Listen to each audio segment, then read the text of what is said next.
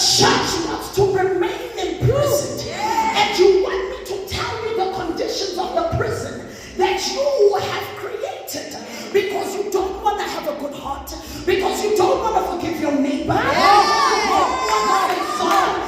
you don't want to do right. So I now need to make up a lie and say, yeah, just your dummy. No, it's your attitude. I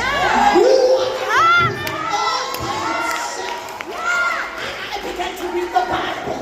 We are out here binding our enemies. The Lord says, pray and bless your enemies. I'm like, we've been doing something wrong. I'm like, why am I blessing my enemy? Why am I blessing my enemy?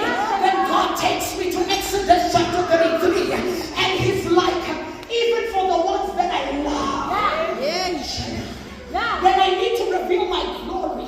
They need to be covered.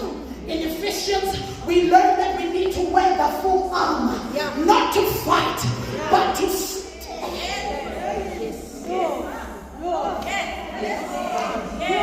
I'm like, Lord, why are you giving me this homework? And it's like, the reason why I need you to stand is because, like Exodus, when my glory comes, it considers not if you are good or bad, but my glory needs to come and you are covered so that it does not hurt you and you don't become a casualty. Then God is like, when your enemies come and they don't have the armor, his glory shot. Amen. It's okay. Someone else will make it better. I'm here to say the glory of God can hurt you even if you are good. If you are naked, it can harm you. This is why you need to pray for your enemies. Why? Let me testify. Say, woman of God, testify.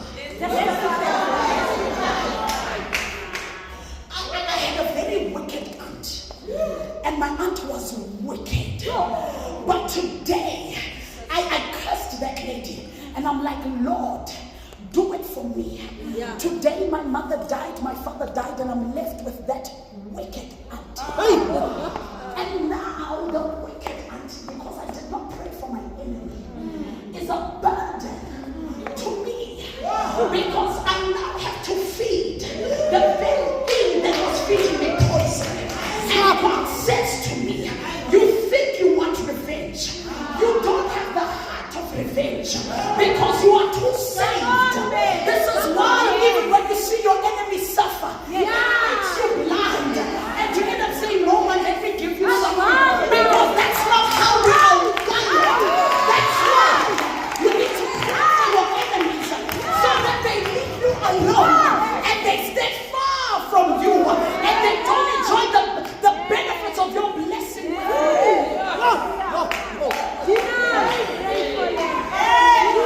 No, we are the dispensation that's going to preach the truth. We are fixing the church. We are not powerless. I'm here to dispel those myths. I'm here to say this is not a church thing. This is not a pastoral thing. This is not about titles. This is a kingdom thing. And we need to wake up because the state of the nation is revealing the heart of the church. It's not ANC. It's Christians. Where are you? It's not government. It's you. How can the country be a mess when there are people who are standing and who are called by his error? Because we become so fixated in our days. Come on. We are here to introduce the new Christianity. We don't care that there's no food in your fridge. When you get to heaven, they won't ask you about food in the fridge. They'll ask you about your neighbor's daughter who fell pregnant right before your eyes. They'll ask you about the child who was smoking drugs right before your eyes. They will ask you about those job opportunities that you keep hiding underneath your armpits. And they'll say, why? Did you think I put you there? I put you there as a gatekeeper. And you became wicked. We won't be talking food in the kingdom. If you don't have fast, it's okay. Listen, I'm not even going to say no, it will get better.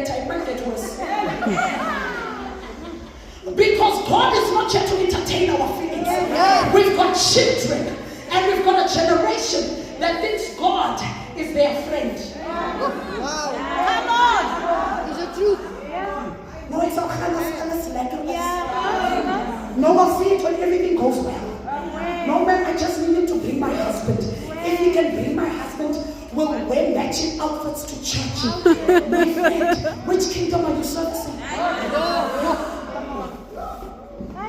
Instead of you saying, Lord, as I stand, and I stand in a place of prayer, Come on. as you have prepared my marriage, according to your promises and ordinances, I pray that when I marry, every married person that I know that I don't know, I put asunder the spirit of divorce. Let them begin to experience you. You begin to bless people that are married.